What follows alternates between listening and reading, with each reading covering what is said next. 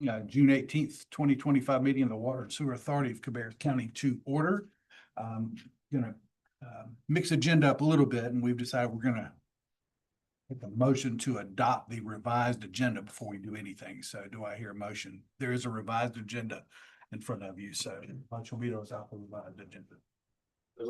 Yep. A motion, a second, any discussion? All in favor, say aye. Aye. Any opposed? All right, we have an adopted agenda. First item on the agenda is oaths of office. Shannon's going to do that. I think we have one new appointed member and then two returning members. You want to go ahead and do that, Shannon? Okay, thank you. All right, if you will please stand. Place your left hand on the Bible, raise your right hand and repeat after me. I state your name. Do solemnly affirm that I will support and maintain And I will support and maintain the Constitution and laws of the United States, the Constitution of the United States, the Constitution and laws of North Carolina, the Constitution and laws of North Carolina, not inconsistent therewith, not inconsistent therewith, and that I will faithfully discharge the duties and I will faithfully discharge the duties of my office as Director of my office as Director of the Water and Sewer Authority of Cabarrus County. of the Water and Sewer Authority of Cabarrus County. So help me God. So help me God. Thank you. Just as a point of information, Bob Ritchie was appointed by the commissioners to fill the other seat. He can't be here tonight, but it's working in the next meeting. And I'll take this opportunity to quickly pause and thank our two outgoing board members, Chris Meisler and Doug Paris. They were with us for a very short time, but in my opinion, they both, especially Doug, had an influential short time on this board and got us thinking about some things we need to think about countywide. So it's in our appreciation to both of them for their short tenure, but effective tenure. All right, so next on the agenda is election of officers, our current officers, in addition to myself. Jeff is our vice chair. I believe our secretary, Shannon, and is our treasurer. So I would open the floor for discussion or nominations or any motion you'd like to make regarding officers for the community.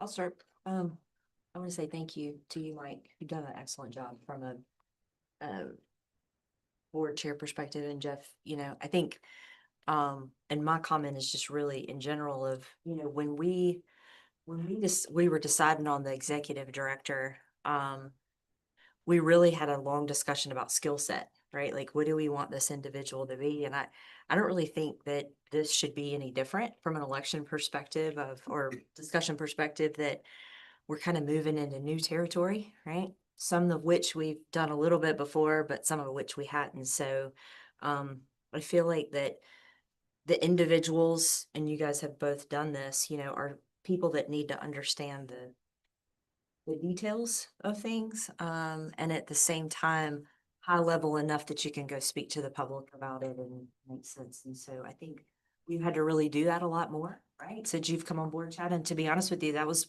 part of the reason that I won't speak for the whole board, that I think we chose you, was we've got to take the message of something that we do that's really difficult and put it out to the public. And I just would say, I just want to, I'm a big advocate of that, right? Because I'm obviously the one that's sitting at this table that probably least understands getting in the spreadsheeting and all the things that you guys do. And yeah, I appreciate that. So just a general comment.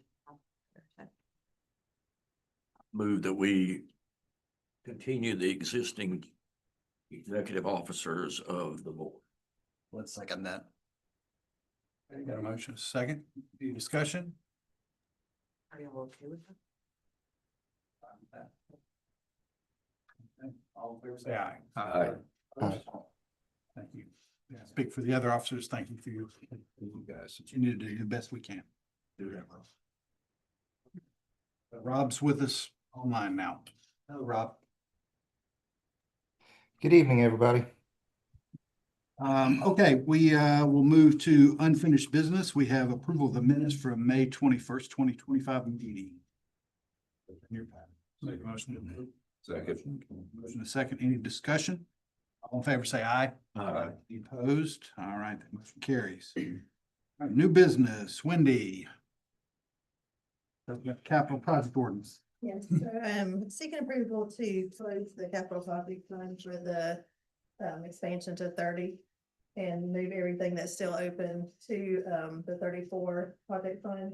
This will allow me to capitalize, because the majority of things are completed, this will allow me to capitalize those and will avoid a financial performance indicator concern that we've had the last couple of years, just because of things were in construction progress, not in the capital asset being depreciated. No, I think for your approval to the budget amendment that's attached, that will allow me to do so. Or the technical.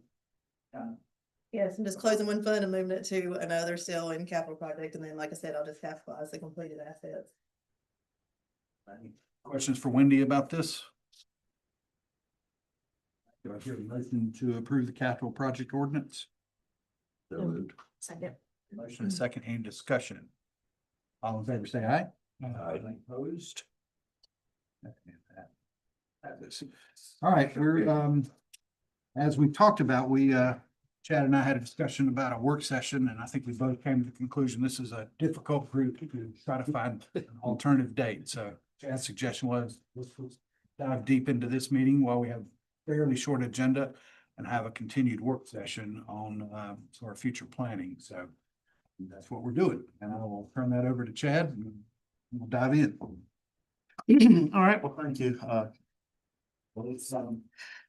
I spent a lot of time after our last meeting, which obviously was a barn burner, a lot talked about, and I think extremely productive last meeting of working through some things that we really needed to work through of what's our next step, where do we go? And the discussion really was a work session that originally I think I kind of had in my mind, and others maybe did, that we really got down into the weeds of the numbers and tried to figure out if we could figure out the slope of that line and where it's headed and where the lines cross and what we do. And I kind of quickly came to the opinion that that's probably going to be a near impossible task to do, because everybody has a little bit different view of how the past has impacted us, how this shortage of capacity has, how where the market's going, how much their jurisdiction wants to grow, how much demand is out there. I feel like we have enough variables at play there that I don't know that there's a lot of necessity to spend a lot of time studying system development fees and wastewater flows and how much it's rained and getting into all that. I really think it becomes a lot more of a straightforward task, not a simple task, but a straightforward task, if we back up and ask each of our jurisdictions to really take a look at that projects in the pipeline, that identified project list that they have for their service area, and really get, and I think we have, but get very, very comfortable with that number.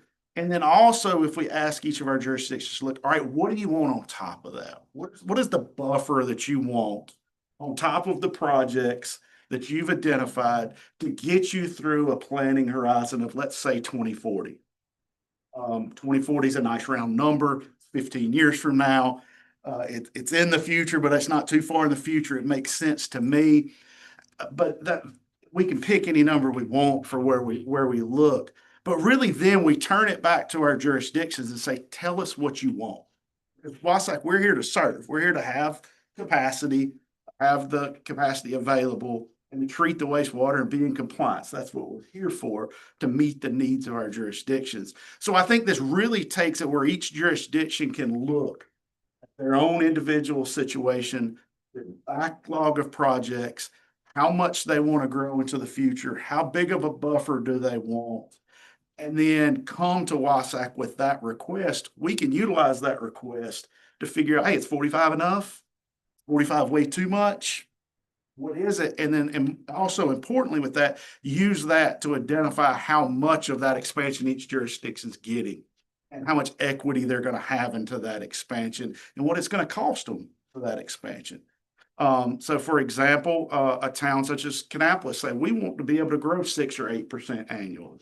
Concord may say we're comfortable with 3 or 4% annual. Well, that would mean that Kannapolis is gonna contribute at higher than their 28%, and Concord may contribute at lower than their 58% because of the needs, desires, and request of that jurisdiction. So I want to throw that idea out as an idea for discussion.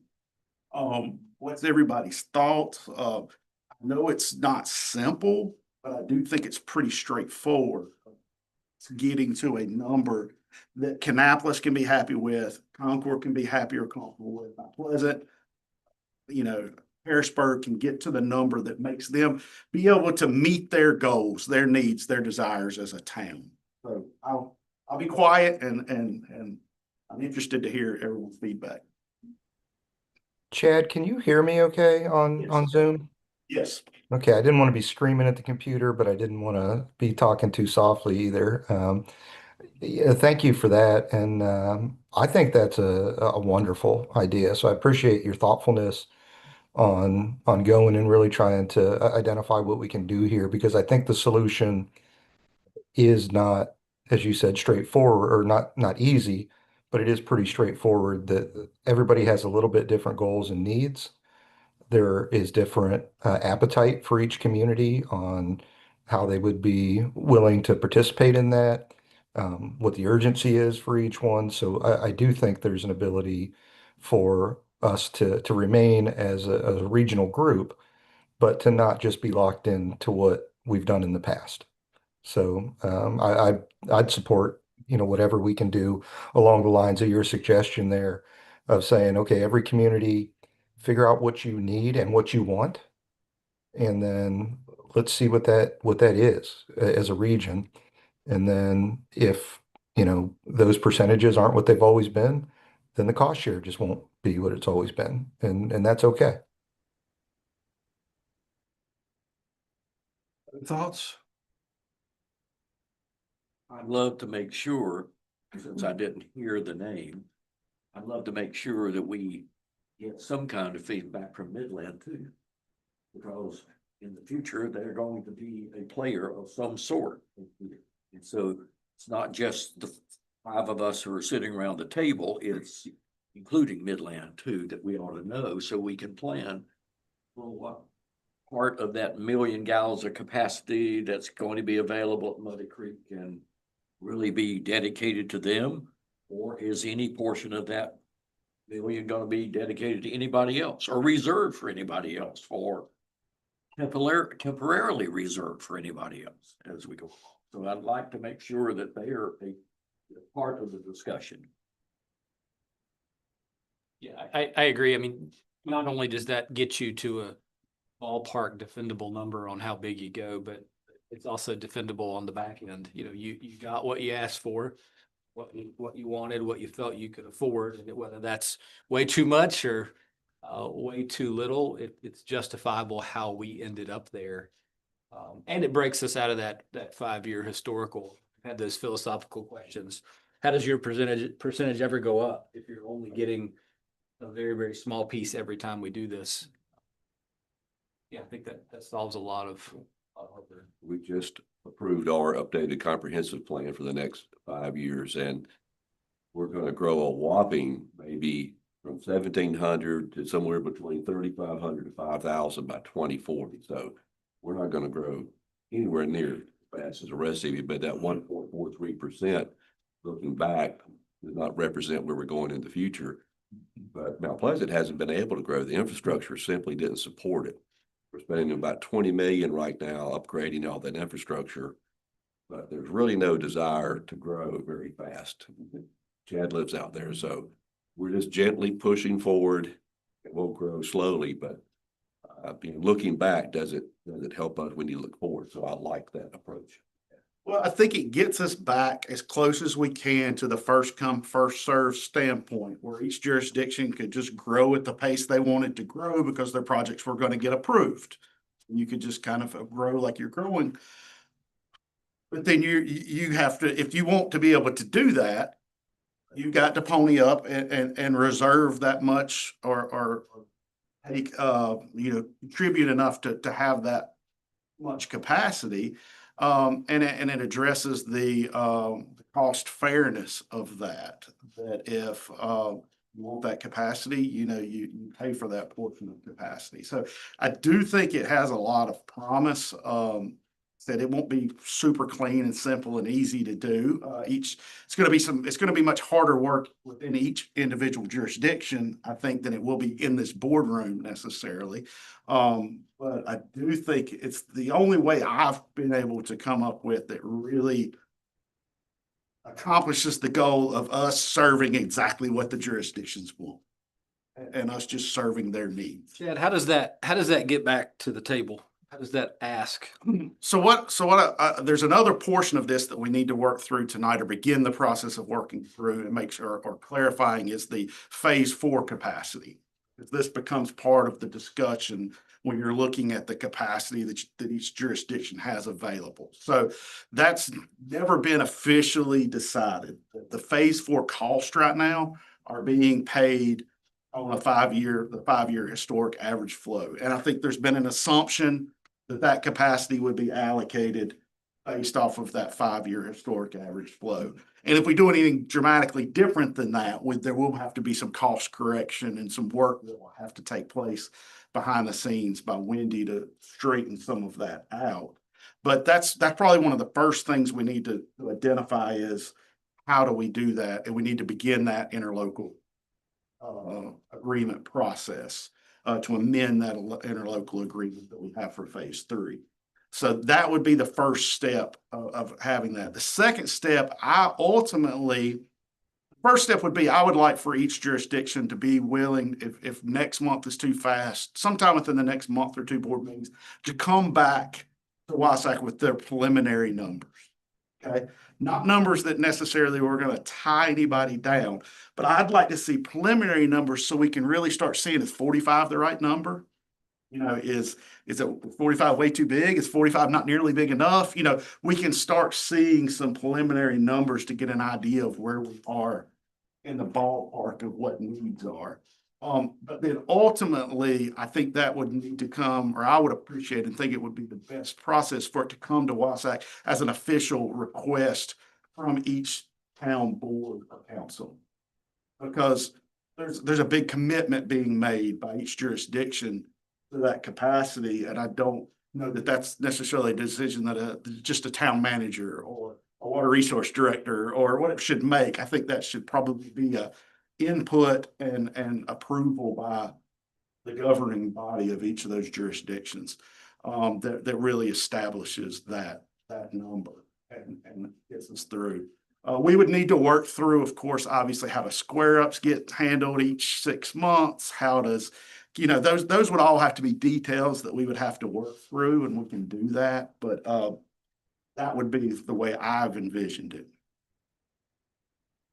Yeah, I just wanted to say, Mayor, I appreciate your comments highlighting the need for Midlands inclusion in those discussions. I know that part of the county is, when you look at it on the map, it's easy to call that an outlier, but it is part of the county, it's part of the service area, and it is unique because it's not a shared plant right now. And so it's inclusion in the discussions about, cost sharing and everything else is really different because of that setup. But as the county continues to grow, I would actually say that Charlotte growth is, it's already at the Midland doorstep, and it's really waiting to bust at the seams once a lot of this new, water infrastructure and then ultimately sewer infrastructure gets completed.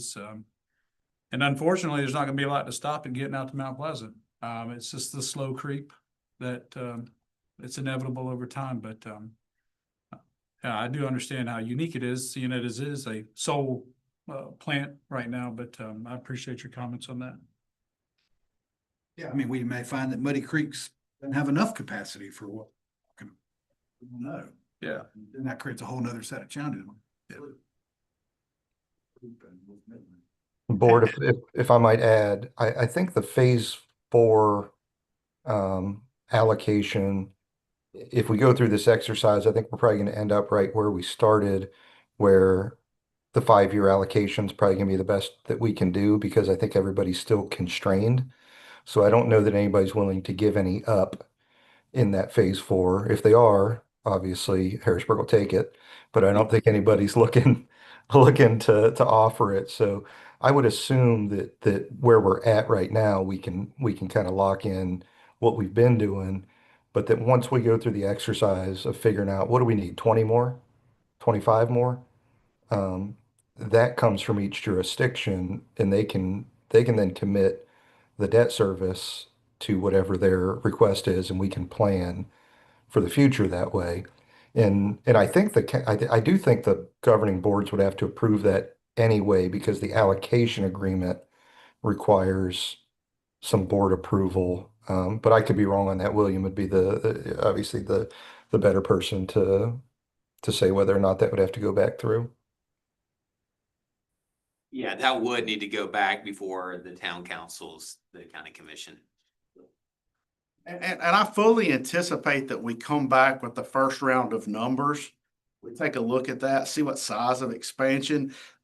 Wendy and myself take that information and maybe calculate, say, well, out of the size of the project, this is gonna be your roughly estimated amount of this debt that you're gonna be obligated for totally and also annually, an amount. And these jurisdictions may go back and say, well, hold on here, let us look at our numbers again. I mean, I think it's going to be a process that works a little bit like that. And we're lucky in the fact that Brown and Caldwell is working through the conceptual design now. That work is taking place. There's nothing we need to decide or do right now. We have through the fall to figure this out. But I feel like we need to be making progress each month to get to that point so that we're ready, by the time that time comes to make that decision. So do we think that is a month too quick?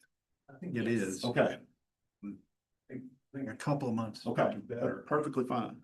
I hate to put numbers out there that start getting us all thinking one way, and then a month later we come back and say, well, on second thought, we've done more analysis and Well, I think different- fundamentally for us, we have a second work session that's a lunch session, and we would like to do a discussion with our board to kind of say, here's what we're looking at, sharing this and everything. And because I think, one of the thoughts on that for me too is like, we are, as an elected, you are hand locking future boards. Or I think hog tying was the word I used that Chad did like that word. But I mean, future boards, in that, well, we don't want to raise the fees to this point, or we don't want to, you don't have a choice, right? We've got a bill to pay. And so I think that part is a real critical piece of it to kind of hone in on the financial piece, because it's real easy to say we want more capacity, just like going shopping and then you get the credit card and you're like, oh, so I think that's a really important piece.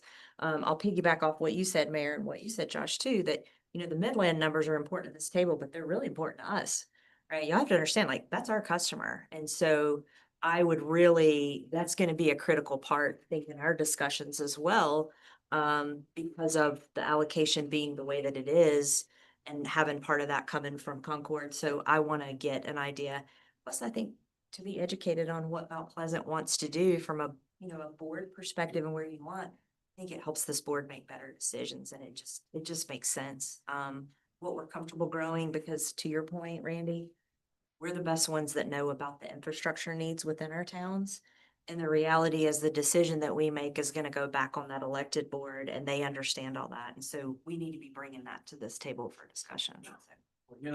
Jim, I'm glad you mentioned that, because one of the critical questions that's still in my mind, will they always be your customer, or will they ever be freestanding? Yeah.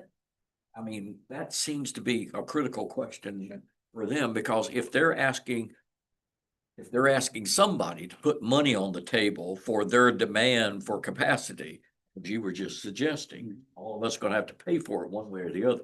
Is it you paying for it, or is it are they paying for it? And if they are paying for it, do they really want all 1 million gallons of capacity out of that plant? Or does that become, oh my gosh, I didn't know it was gonna cost me that much, and I like being their customer a little longer, maybe. I mean, I don't know the answers to that. I think, and obviously I'm not speaking authorize or anything. I think the intent has always been, yes, to eventually purchase and become that entity or that whatever words you want to call it, that is on equal footing, I guess, if we can put it that way. Yeah, that is their intent. I've heard that. I do business with the town when I build, and so there's always those informal discussions about, what's the next steps look like? And I've always heard that feedback from the town that that's their goal. Obviously with Doug not here, I can't speak to what their timeline looks like. I don't know that. And maybe he'll share that with me and I'll be able to share that with this board, but that's the end goal is yes, to own it, to have the investment, to have the buy-in that the other towns or municipalities here also have. Yeah, that is the goal. Yeah, and one thing, just to clarify, I know it's real easy to just assume that all the service down there is Midland. There is quite a bit of flow from unincorporated Cabarrus County. So we need to be careful of the model we set up because it falls apart if you're just talking about Midland versus, because all of that flow is not Midland. Right. I think it's just important to make that distinction before we get too far in the how do we pay for things, where does the money come from? And nor does all of Midland's flow just go to Muddy Creek. That's correct. That is correct. I guess a couple of things. One, I appreciate Dad. I talked to him yesterday, he caught me up quite a bit, and then Shannon was nice enough to send me the presentations, Brown and Caldwell from last month, so I was able to review those. But Chad, when I was talking to him, was comparing this to what Charlotte Water had done in purchasing. They outright purchased their capacity, and we knew what that cost was, and they said, we're gonna put this much in, and we're gonna get this much capacity. And then lo and behold, last year, they came back to us and said, whoops, it's more than we thought it was gonna be, like you were talking about, and we want to give you some of that back and you put more money in. And I foresee a situation with this where you could possibly have that in the future. I think that would work well. It could be a jurisdiction comes back and says, we said we've needed this much and we really don't. Another jurisdiction says, we were wrong. We're growing even faster than we thought. Randy said, you're not going to grow that fast, but the figures you just cited, you're going to double and triple based on. Faster than any of us. Yeah. So, I mean, things change, but I think it allows, because of the way you're setting up with accounting, for some of that to be adjusted over time. But it could be that a jurisdiction, just like Charlotte, it could have come to us and we said, we really don't want it. Yeah. You bought it, you keep it. We said, we'll take it. That could be the same thing internally. Oh, yeah. Is, so everybody will have to be comfortable that worst case scenario, this is what you got committed to paying for it. But yeah, it could go both ways, but That's exactly what you were saying is you got that bill. Someone may bail you out if you need them to, but may not. And that decision to pay that bill or not is not at this board, right? That's at each of our local boards of saying, oh, it's actually not a decision, right? And so politically things could change too, right? Like what you're saying of like, you have a board that comes in that says, maybe we want to slow growth down, or maybe we want to push growth further. And so I think, like you said, it also potentially allows if the need is there or if the capacity is there to have those discussions. So you just ask a great question, mention a great concept. For the non-Midland portion or growth that occurs in southern Cabarrus County, whether it's at Corning, they've already come here and asked for more capacity, or others, maybe it's Locust, the Cabarrus portion of Locust that might come and ask for that. Does that mean that the county's representative has to go back to the county and make the county aware of what portion might be their service in the process? I think and sorry to interrupt, but I mean, I think this is simpler than that, Mayor. I think this is, you either have a utility or you do not. The county doesn't have a utility. Concord does, Kannapolis does, Harrisburg does, Mount Pleasant does. And so in order to take on debt, you're going to have a utility. You're not even going to be able to borrow money through LGC for a utility expansion and not have a utility. When it comes to guaranteeing debt through this board, if you're not a utility provider that's a member, you're also not going to be able to guarantee debt. So anything that happens in Midland is going to be approved by the Concord Town Council, City Council. And unless they take ownership of a utility. Now, I could see maybe a scenario where Jonathan kind of got me thinking there a moment ago, where let's say they act like Charlotte. They might be able to get like a general obligation bond or some other tax guarantee financed and pay for or guarantee it that way. But I think, Chad, when Charlotte Water pays us, I mean, we don't borrow on their behalf and then send them a monthly bill, right? They pay for it and they issue their own debt, or do I have that backwards? Yeah, we do send them a monthly bill during the construction process, but they borrow their own money to pay Right. that and when construction is complete, they're paid in full. Right, yeah. So we're getting a check from them for their capacity. When they buy capacity and it costs X million, they send us X million. I think Midland would have to do the same if we said, hey, Midland sent us a request and they said we want a million, 1 MGD for our 20-year horizon. And we say, well, that's going to cost you 50 million. They'd have to cut a check for 50 million, borrow that however they do it in order to do the Charlotte Water model. Otherwise, Concord's going to have to guarantee that payment through our WSAC agreement. I think those are our only two methods for Midland, other than them operating a utility, which gives them other options. I think it may be very small numbers, but each of your utility jurisdictions extends outside your city limits. You all have some incorporated inflow, unincorporated inflow into, so it's true, like Rob said, I mean, it's basically the utility that's using the capacity. I think the input has to come from everybody, but that's ultimately going back on your rate pay. Yeah, and I think it's also important to remember that, our customers who are in Midland, their rate includes our cost to expand Rocky River. So it's important to make sure you remember that that's a two-way relationship, so if they're being asked to pay some of the Rocky River bill, it's not unreasonable to assume that others should probably pay part of the project that doesn't benefit them as well. Obviously, those are two very different percentages and numbers, but the model sort of is similar. With the 660 option at Muddy Creek we've got some significant amount of state money. Do you see any debt involved in that project at all? No. Or do you see us using reserves for the balance? I'd say reserves are the additional state money we have left. So it'd be developer money, if you want to put it that way, capacity fees and. It could be capacity fees, reserves, could be state money that's left over. It would not have to be part. Yeah, I think this is an easier issue, is if we don't have any debt, preferably get state money to pay for all of it. Continue to go down that path. It makes our decision-making a lot easier. If we have to collectively as an organization put money into Muddy Creek, then it gets money. One other kind of wild card that I'll throw in on this, and William may shoot this down pretty quickly, but I think it may be worth exploring, even if it required some effort in Raleigh to potentially be able to do it.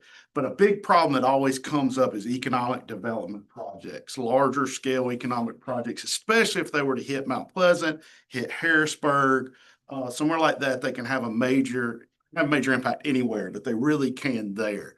And then we also have the impacts that we see from weather pattern changes, where we have capacity that gets eaten up just because our annual flow makes a significant jump during a very wet year or wet couple of years. I think there would be extreme value if we could figure a way for WSAC to hold a weather EDC type of a reserve, Because an EDC project, an economic development project does truly, we've talked about this before, benefit more than just the jurisdiction it locates in. So if there was the potential that that was still there and funded simply through system development fees, or it was funded through the historical 5-year average flows, or I don't know how that would work, but I do think that would create a buffer of flow of, say we want 5% of capacity to be in that, or we want some amount of capacity to be held back there. That reduces some of the risk of a jurisdiction worrying about having some capacity taken back in January because it was a very wet year. Or Mount Pleasant having the opportunity for a 200,000 gallon a day, 500 job project wanting to locate there, but them not having the capacity. So that's just another thought that I've had that William may shoot that down real quick. Others may shoot that down, but that's just an idea of why we're thinking outside the box here of doing this a little bit different. Is that something that has value that's worth considering? Should we hear from William before we say our value, what our answer is? So, I feel like that's probably where we're going back a few years ago, when we first entered into the interlocal agreement, there was talk at the time about could we, WSAC, hold on to certain capacity for economic development? And there just really wasn't a path forward we could see at the time, statutorily or regulatory, where WSAC could just hold it for economic development.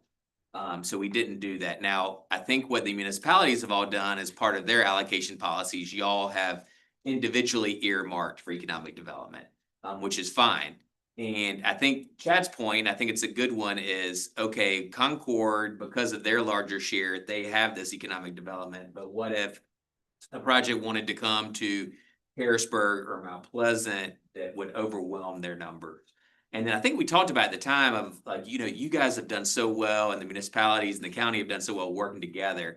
And it could be that Mount Pleasant comes to y'all and y'all are willingly, voluntarily doing it, but there's no obligation for y'all to share with Mount Pleasant right now.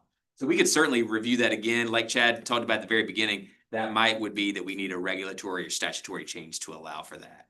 Now the weather one is a different one that we never really have looked at before. So we could look at that if that's a possibility. We do know rain and adverse weather could affect us. But I think the economic development one, absent state law change, state regulatory change, I don't think WSAC right now can hold on to it. It is the beauty of our interlocal agreement, which I think really was designed for this flexibility going forward. And I do think there's still avenues there for sharing of capacity or a transfer of capacity between jurisdictions. So far, you guys haven't had the need for that, but that remains a possibility if that need arises. I also think, William, that if we go forward with this kind of capacity, this different allocation model where we have debt service directly tied to our amount of capacity, it's easier for us to transfer that if we want to voluntarily. It comes with a bill. So if a community wants 200,000, we know exactly what that 200,000 cost, and they can make a decision, hey, Concord has an extra 200,000 and it's costing them X amount of dollars. Randy, do you guys want it for this economic development project? And it becomes a lot easier to horse trade. Right now, it's just there's no reciprocity. It's just kind of, us helping each other for the sake of helping each other, and that's good. But when we run out, it becomes harder and harder to pass up on one of your EDC projects for somebody else's project. Well, I just want to, while we're looking at this, I want us to explore our opportunities to make the system work better for everyone. So I would like to offer, I'm happy to come talk with your councils, your boards, let them ask me questions. I'm more than happy to do that. If they want to talk about why is it so expensive? Why are we looking at what we're looking? I mean, I'm happy to come do that. And if we give ourselves 2 months or so to do this, then that provides that opportunity. Or just to come talk with staff when they're trying to work through some of these problems. Obviously, I'll probably drag Thomas along with me on that because he's my numbers guy, but I don't know that I know the exact way this works, but I think I know it can work. And I think it's a good option for it to figure out. And then we just have to get into the weeds of it. What about Charlotte Water? Are they even on the radar going forward or In my preliminary, moving on? in my preliminary looks at numbers, I've made the assumption that when we do something big next, they're going to want that 1 million that they kind of didn't do in this 34. I don't think I've had much indication from them they're going to want to go much more than that. And a lot of it has to do with IBT impacts. I will have that discussion, but I didn't want to have that discussion too prematurely.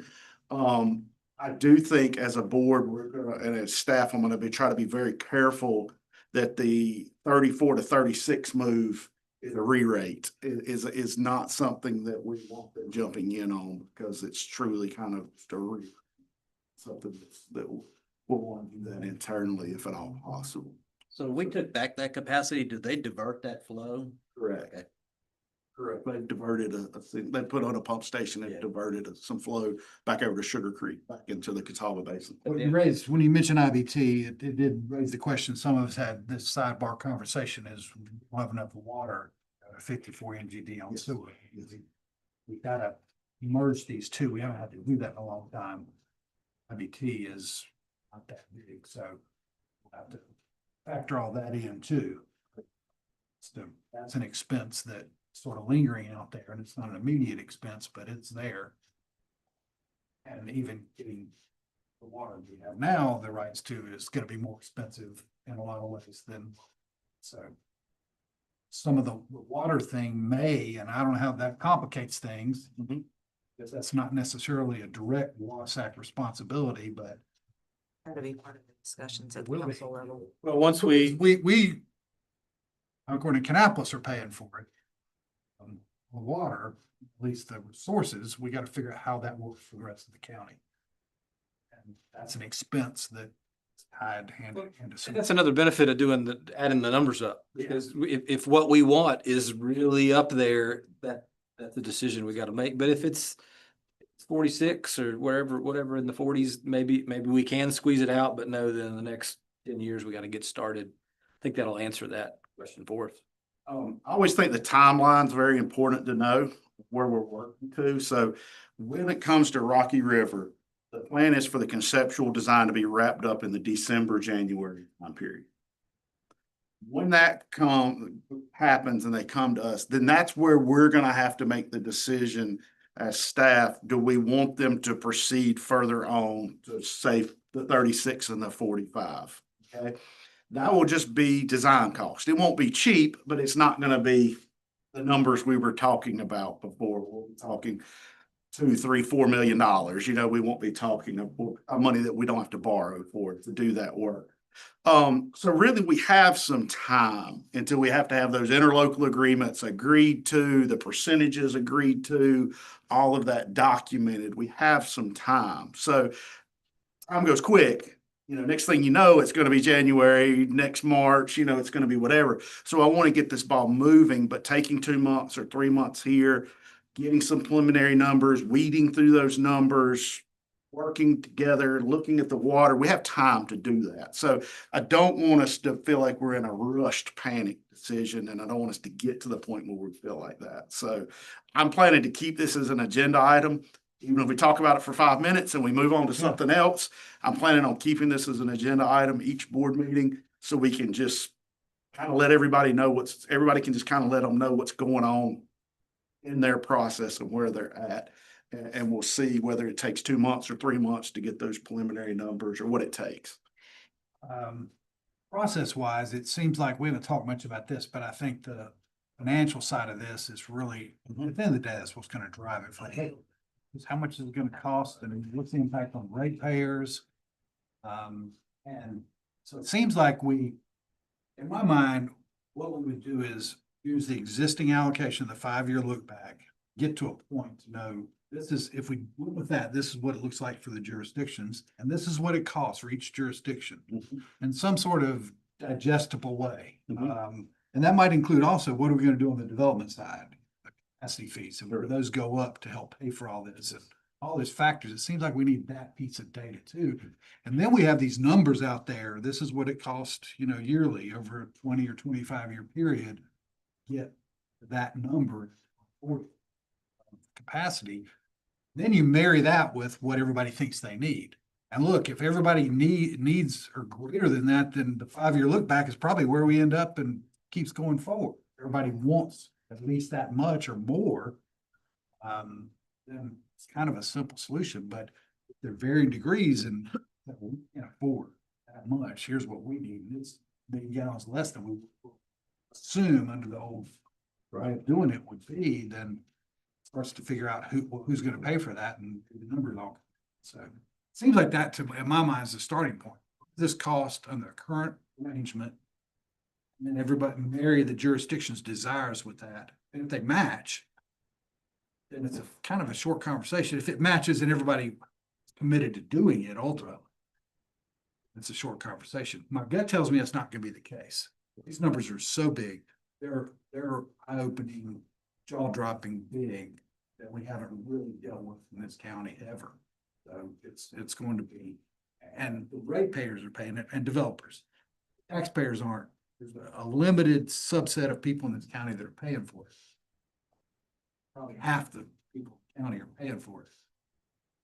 And developers have to pay their fair share. So we gotta figure that piece out too. So that's just where we end up, and the exercise is great though. I think there's gotta be a reality check. It's not what we want. It's what we want and are willing to pay for. Can afford. I think for our council too, like we've had so many discussions of, we've had large economic development projects that we have had to turn away because of, so then it's also, it goes back to the jurisdiction area, like what do you want your community to look like too, right? Like, are you taking this bucket of water? We use the term buckets, and like how much do we have in our economic development? How much do we even did single family and multifamily and commercial, and and I think it also goes back to like, we can pull it back to the units, and then as an elected to be able to say, I'm comfortable with 2% growth. I'm comfortable with 3%, like whatever that is, to then also go to the county and say, hey, county, like this is where we're at. They got to think about that from school needs, right? I mean, we're all kind of working in this together. And so I think it makes sense to approach it from that way. And we've got to back into what we're comfortable, and might be Concord coming to the table and saying, we're comfortable at this, which might lower the percentage. And okay, well, what does that mean for everybody? What if everybody's growth rate is different than what it is now?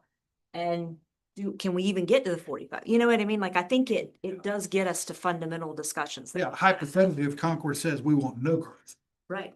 zero, we Right. don't want anything else, What this what becomes happens? really, really Right. complicated. I don't think that's gonna No. happen, but But if that were to happen, but you know what? we couldn't afford it by ourselves, so. Correct. we would So have I to- think all of these The discussions. numbers go way down and then it gets really, and then you start to have to deal with, well, the increments. Correct. What do you build if one jurisdiction sort of shrinks on? So I agree, but none of that's reality. I think we're all gonna be bumping up to this sort of close to this 54 million gallon number. It's just gonna be reality. It's just how quickly and how close we get. So in the background, WSACC, the jurisdictions are working on that. We're trying to finalize CIP over the next month or two. I think we're gonna proceed with that, assuming we do the 45 MGD, the 36 and then the 45 being on the back end of that CIP. We'll get that to the board and get that approved by the board, get your input and get that approved. With that, we will take that and we will start looking at the system development fee impacts of where that is. So that will be a process that the staff here will be undergoing as we move through the summer into the fall. Because that really is, when we come down to some of these big decisions at the end of what's the system development fee look like ultimately, because I view we're gonna have a lot of collections projects to go along with this, of sewer interceptors, force mains, pump stations, a lot of those projects. If our system development fees can fund those projects, where we're not adding debt based off our collection system, then that means the debt's coming from our treatment plants that's being divvied up by the amount each person wants, then that kind of controls that debt a little bit, and that lets the system as a whole pay for those collections inputs as growth, as development comes along, is a potential way of doing that, as we move forward. So at least for a time period. Well, So whether that system development fee stays 2,900 or it goes to 4,500 or where it is, could have a big impact on the numbers we're looking at as well. sure. Jennifer, the realtor, is gonna jump in and say, and I'll speak for Josh too, like, there's an affordability component to it, right? Like, we gotta think about, Yeah. you know, cause the reality is the developer's not gonna come in and pay the system development fee. They're gonna come in and pay it. Then they're gonna pass it on to Jeff, who's gonna buy the house, right? And we've already got this, we were just talking about, like, with this bill of like, I mean, it's just such a big piece of a holistic conversation that we have to have of like, what are we comfortable doing? That the reality is the individual that's buying that house is paying it, but then the individual that's already been living beside them for 20 years is paying it. You know, like, it's just, there's just so many layers to it. And I really appreciate that we're approaching it from this perspective. Ted, you said that these discussions can continue to occur and the design will move forward on Rocky River. Now Muddy Creek, you have 6 options between the 2 different capacities and the 3 different zones. So at what point does that decision? So we selected option 1A. Okay. To expand with the conventional treatment aerating basin concrete 600. design to go to 660,000. So they're moving forward with conceptual design on that as Okay. well. Chad, on the CIP, What kind of Go ahead, Rob. I'm sorry, go ahead. Okay, I'll go. Rob. Chad, on the CIP, from a timing standpoint, I know you said 45. Mike and Jonathan weren't here to Right, you're breaking up on us, Rob. We're only getting every other word. I'll defer and maybe my internet will catch up.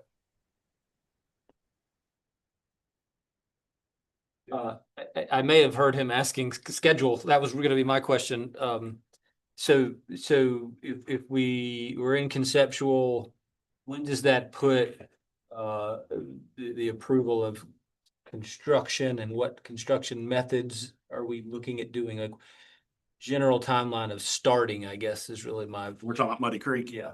So the current layout plan has that we would complete conceptual design this fall, move into a design getting you more towards the 40% design that would take you into the summer or so. And then if we proceeded with a progressive design build, which will most likely be my recommendation to the board, then that would look for construction starting next fall. So fall of 26. Looks like it's going to be a 2-year time window to complete that construction. So that would have it online fall of 28. That's rough. What's the earliest a big, well, the 2 million gallon days at Rocky River, what's the earliest that could happen? And then what's the earliest? So the earliest that could happen would be 2027. We've got to complete some construction to be able to test out some equipment. So I would say that's more likely a 2028. It's probably like an 18-month project. That's probably a 2028 into 2029. That capacity could be allocated. We should at But 29. once we would, Start, we can we allocate. can allocate it Yes. based on that future. And then the big one would be. Starting early 30s. Yeah, starting 30, early. 31, somewhere in that range. That's correct. Is my audio any better now? Nope. What was that, Rob? I was gonna ask if my audio was any better, but obviously not. We're only getting every other word.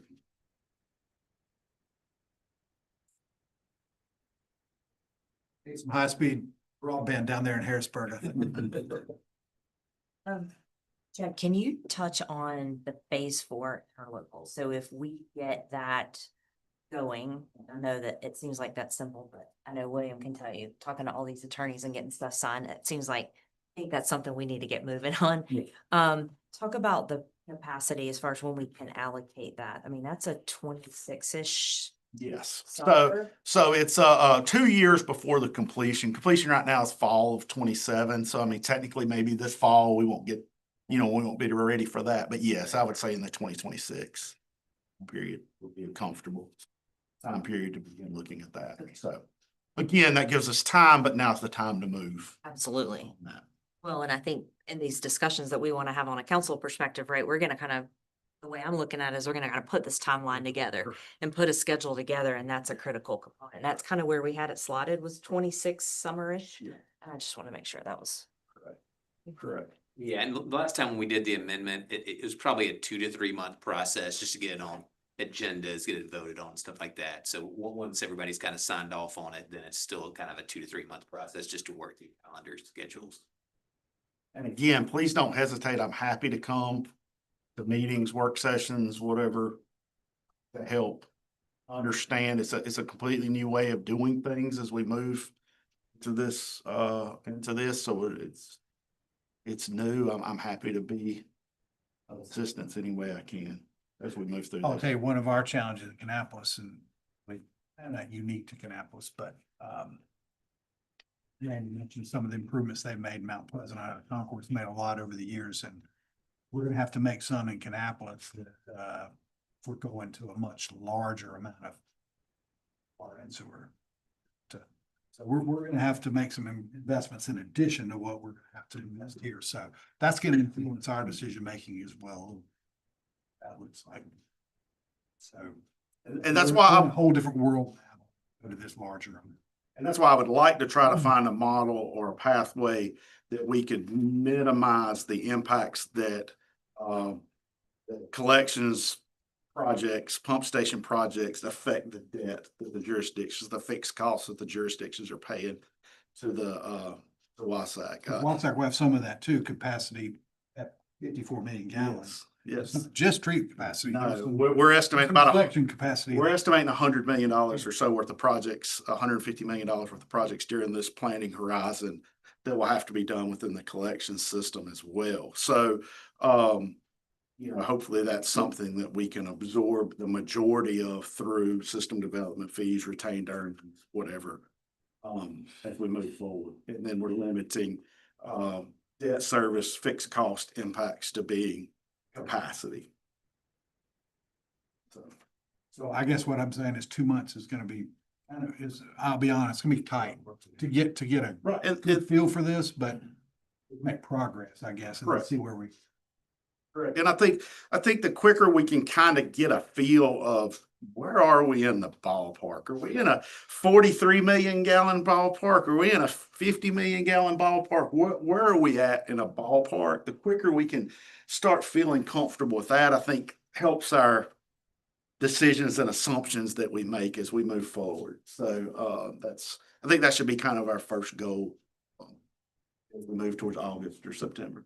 Yeah, I mean, some of our decision making is gonna be geographic. It's gonna be areas that can support it, areas that can't. So it's not just about the total number, it's about where this flow happens. Yep.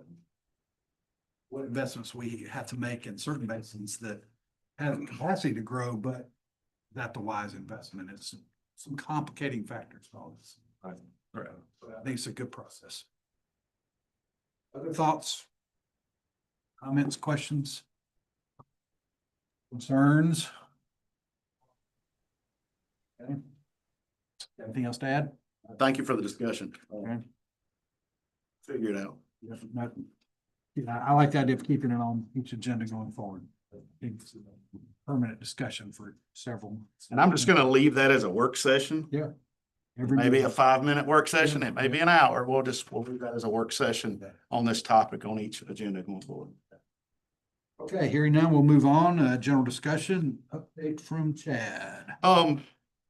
Pretty quick, but we did have a call today with DEQ. We've had some concern with our speculative limits that we had received for the 40 and 50 MGD, the expansion of Rocky River, where the state has come back saying they're gonna have to reissue those and there's gonna be nutrient limits along with those.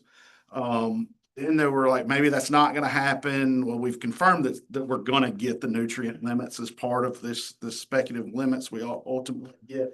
But the state seems like they're wanting to work with us and be very reasonable with that.